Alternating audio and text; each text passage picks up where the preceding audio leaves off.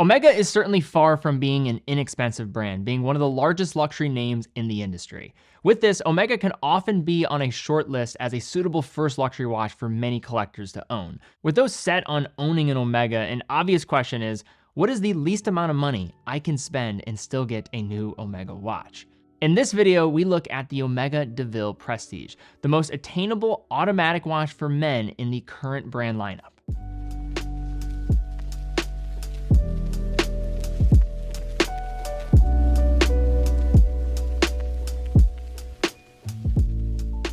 So Omega has four major product pillars. Two of the commonly known models that are typically the leaders in most parts of the globe are the sports-infused Speedmaster and Seamaster. Not far behind, but also ahead in certain markets, is the Constellation family, a storied name that dates back to 1952, being vehicles of chronometric performance and elegance. The final pillar, the de Ville, is perhaps the most overlooked line among enthusiasts, with its early roots in the mid-20th century being tied to a sub-collection of Seamaster dress models being marked on the dials with the name. Nowadays, the collection calls on an overarching theme of refinement that scales in complexity from standard three-handers, power reserve models, up to pieces such as the Trésors or the boundary-pushing de Ville central tourbillons. The watch we are looking at today is not trailblazing new frontiers for the brand mechanically, yet it is delivering a package that is attractive, wearable, and chronometrically stellar for the price on a strap and bracelet under $5,000 new, with it being available in a variety of colors to go along with it. If I were to pick one word to describe the overall aesthetic of the de Ville Prestige, the word would be classic. The round case and tapered lugs are highly polished and wear well, with a 40mm diameter, a slim case height of 9.9mm, and a lug-to-lug of 45.9mm when measuring with my calipers. With its compact lug-to-lug relative to the diameter, the watch wears on the smaller side, equivalent to a 38 to 39mm case by my estimates when strapping this to the wrist. Given that it is part of the dress genre, its thickness will play friendly with formal shirt cuffs while also not looking out of place with casual attire. In fact, this is one of the thinnest Master Chronometer watches you can get currently on the market.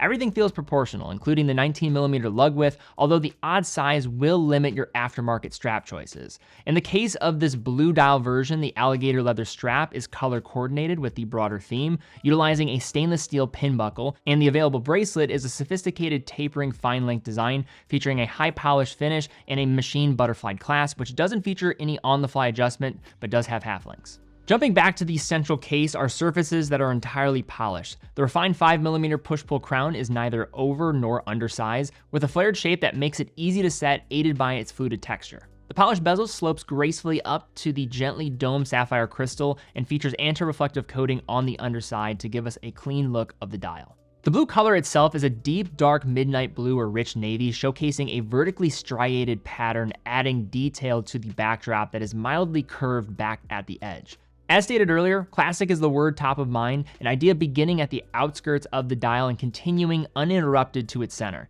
The outer railway minute track sets the perimeter in a stark white gray and sits just beyond the applied rhodium-plated hour indications. The sequence of these markers follows the pattern of Roman numerals for the even hours and small circular dots for the odd hours. Dial text is tastefully minimal, with the Omega logo and word mark below 12 and coaxial and master chronometer above the 6 o'clock date with its mildly faceted frame. Matching the indices marking the hours are the reflective hands at center, which deliver nothing short or more than what is required to tell the time.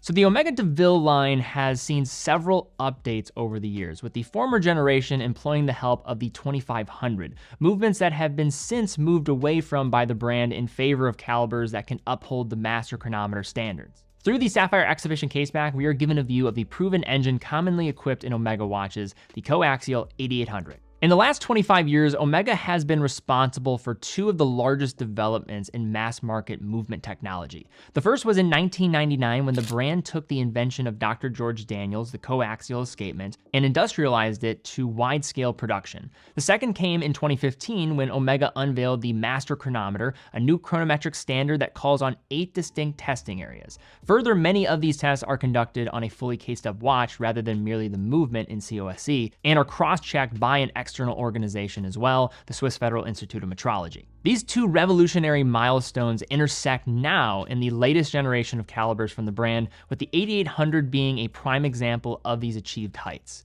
The 8800 is most commonly linked to models such as the 38mm Aquaterras and, of course, the Omega Seamaster Diver 300 meter. This is to say that the 8800 is customarily paired with the entry-level offerings from the brand, but make no mistake, these are some of the best movements you can get in the industry for the price. These calibers, therefore, watches are master chronometers, meaning that this watch will include a suite of features such as accuracy no worse than 0 to +5 seconds a day and resistance to 15,000 Gauss, a number that was determined as the highest amount of magnetic fields a portion of watch wearers will experience, specifically in the medical field, as this number mirrors the magnetic output of an MRI machine.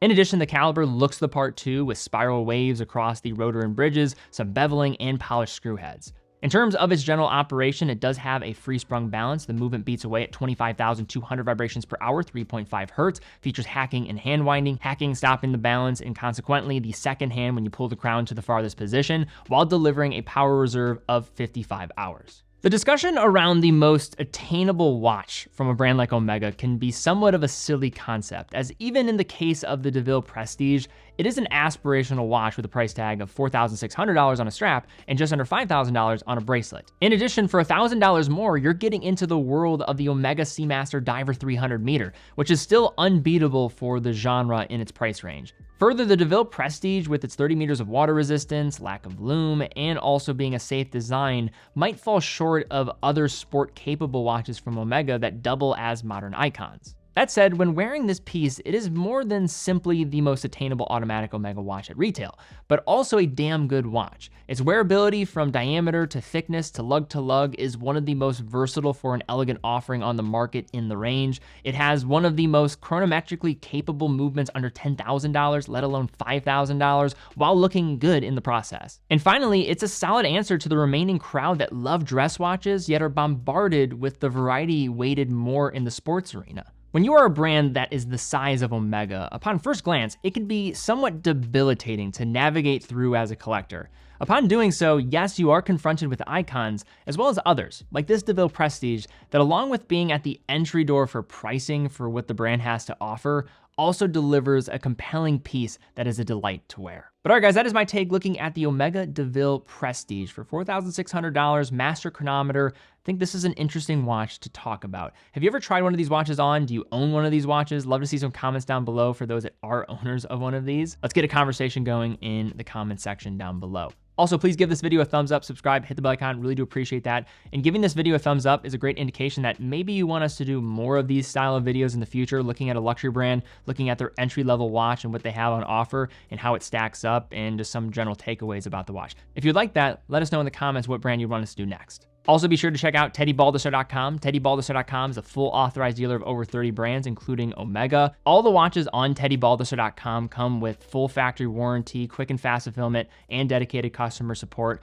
Also, how we're able to fund all of our productions here is through selling watches. So if you are in the market for a watch, we'd love to have your business. It allows us to keep doing what we're doing here, and we love what we do. But guys, thank you again so much for watching, as always, and I'll see you all very soon.